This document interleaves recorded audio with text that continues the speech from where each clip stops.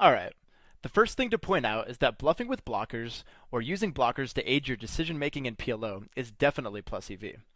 I've seen a couple of players and coaches in recent videos say that they've basically given up on using blockers, because far too often it gets them into more trouble than it's worth. Well, the truth is that having blockers in your hand provides you with a definite information advantage, which means that you're certainly missing out on some easy profit if you choose to sit out of the situations we're about to cover. One of the more obvious benefits of holding blockers is that it helps define the ranges of your opponents. And as you continue to learn and develop as a player, the combination of holding blockers and utilizing hand reading skills ultimately gives you the opportunity to squeeze out a few extra big blinds every session that you otherwise would have missed out on without blockers. We'll get into more detail about how combinatorics impacts a variety of blocker situations towards the end of the lesson. But for now, just realize that knowing how to use these two variables gives you a big edge on your opponents. Another benefit of using blockers is that it can be great for your image if you're facing observant players. For example, if you attempt a naked ace bluff and get looked up, anyone who's paying attention will think that you're spewy and capable of pulling other bluffs too, which means that if you adjust properly by tightening up and widening your value betting range, you'll be much more likely to get paid off later. A few weeks ago, I was playing a session where I used blockers to try and represent the straight on the river, but eventually ended up getting looked up by a regular with two pair. Judging by what he was saying in the chat box, and given the fact that he was a regular, I knew he would take note of what I tried to do on the river. But you know what? Afterwards, since I knew that he would think I was spewy, I just bombed the pot against him any time I had a good hand, because I knew he would pay me off because he saw me try to bluff in the hand earlier. The moral of the story is that even though I lost a big pot to him earlier, I ended up turning it into a good investment, because I easily made back all of my money and more against him in the next couple of sessions.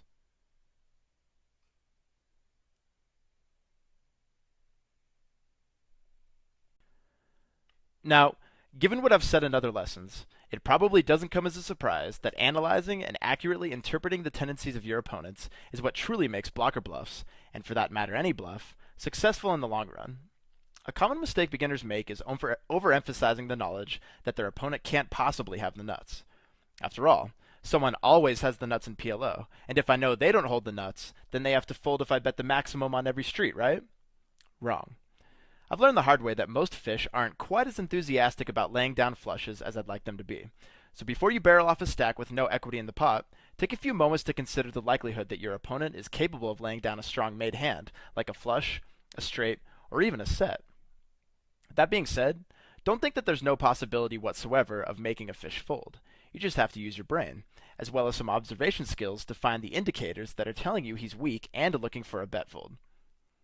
Analyze it like you would any other hand, and if you see weak bets or good opportunities, then go ahead and take it. If you're a bit confused on what the indicators are, don't worry.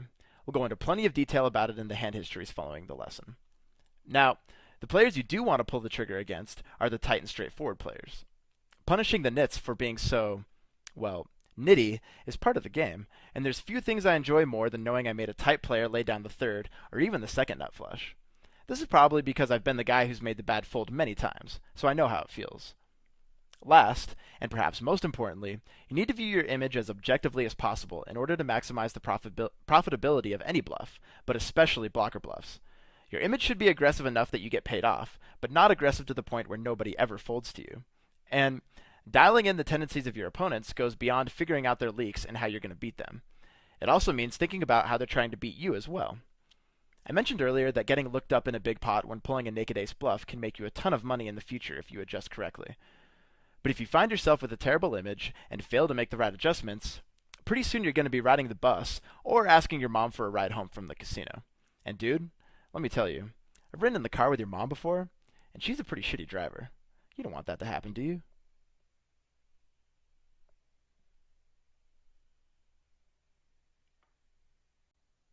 Next, stack sizes play a key role in determining how successful your blocker bluffs are.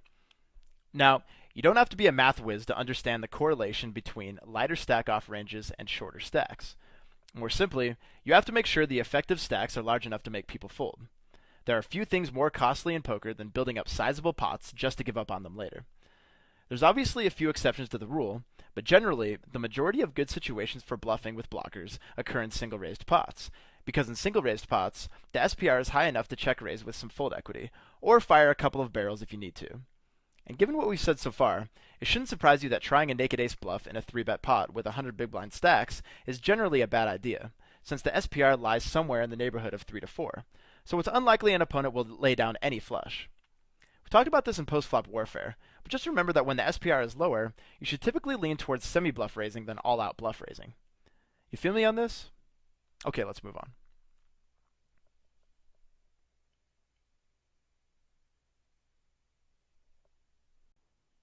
So, why would position be so crucial when we already know they don't have the nuts? Since everyone is so scared of the nuts in PLO, can't we just click the bet pot button until they fold? Not so fast, killer. There's a better way to look at it. Let's revisit some poker basics. Consider the two fundamental forms of equity, fold equity and pot equity. If we assume that we won't have any pot equity the majority of the time we're using blockers to bluff, then we're going to need a significant amount of fold equity to make up for the times we get looked up. So if the goal is to increase the profitability of our bluffs, how can we accomplish this? One way is to use relative position to our advantage. Recall from lesson 2 that relative position basically refers to your position in relation to the pre-flop raiser. The ideal situation you're looking for is when there's a loose passive player on your right and an aggressive player on your left. This is an extremely profitable situation because a lot of dead money is created when the aggressive player follows up with a continuation bet and gets called by the loose player on your right. I'll give you an example to help illustrate my point. Say an aggressive player who c-bets 80% opens the button and a fish calls in the small blind. You're in the big blind with ace-ace 5-deuce rainbow with the ace of clubs and decide to peel with your extremely weak aces.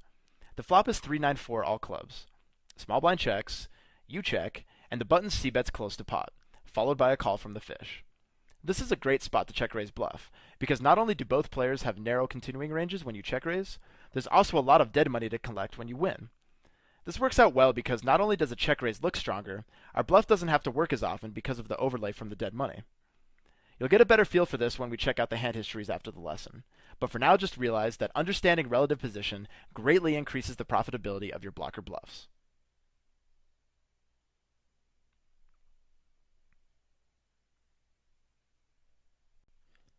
Now, something I've learned from getting to know a bunch of high-stakes players is that they're constantly asking themselves questions during a hand. And truthfully, if you ever catch yourself blank-minded during a session, you should take it as a sign that it's time to get up from the tables. And I know we just covered a bunch of new stuff, so I want to do a quick review of what we've covered by giving you a visual of what kind of questions you should be asking yourself when you're considering a blocker bluff. We covered all of these in the previous slides, but the question I want to point out that we didn't cover is the last one that says, what kind of line would I take if I actually had the nuts? This one is important because competent players will be able to narrow your range down if you get careless and take a line that isn't congruent with the same line that you would take if you actually had the nuts. Fish might let you get away with it, but regardless, it's good to get in the habit of taking good lines regardless of who's in the hand with you. Hey, what's going on, guys? Casino Crime here. Now, if you like this video and you want more, then go ahead and click the subscribe button below right now. And if you want to join me for more of my 6 max success secrets and free video tutorials, just click the link to the right. See you inside the trainings. Good luck.